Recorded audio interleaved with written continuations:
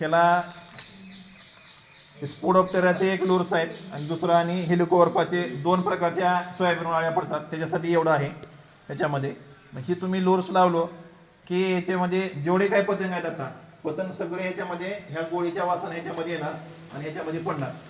जेवढे पतंग पडले तेवढे आपल्या अळीची संख्या आपल्याला समजते की आपल्यामध्ये शेतामध्ये किती अळीचं प्रमाण होणार होतं आणि आपण किती ह्याच्यामध्ये झालेलं आहे ह्याच्यामध्ये. मग जेव्हा आपल्याला समजतं की आपण हे एवढे पतंग जर असतील तर आपल्याला किती फवारणी करायला लागली असती आणि किती नाही आपल्याला समजतं ह्याच्यामध्ये.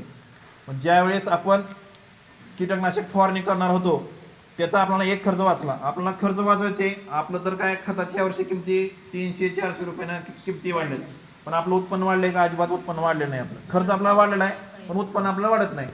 मग आपलं करायचं काय? असाही फक्त प्रयोग. आपल्याला किती आहे आता? 80 रुपये आणि ही गोळी 25 किंवा 30 रुपयाला मिळेल. ही गोळी लई झाले 100 ते 125 रुपयामध्ये आपल्याला हे ट्रॅप मिळतो. आपल्याला किती लावायचे? 4 ते 5 ट्रॅप तुम्ही लावा ह्याच्यामध्ये, जवळपास 600 रुपयामध्ये तुमचं सगळंच एवढं पूर्ण होतं. पण आपल्याला फवारणी किती? एक एकरला 3000 रुपयाची फवारणी. विचार करा आपल्याला किती वाचले आपले? जवळपास 2-2.5 हजार जवळपास, म्हणजे 24 रुपये आपल्याला वाचतात त्याच्यामध्ये.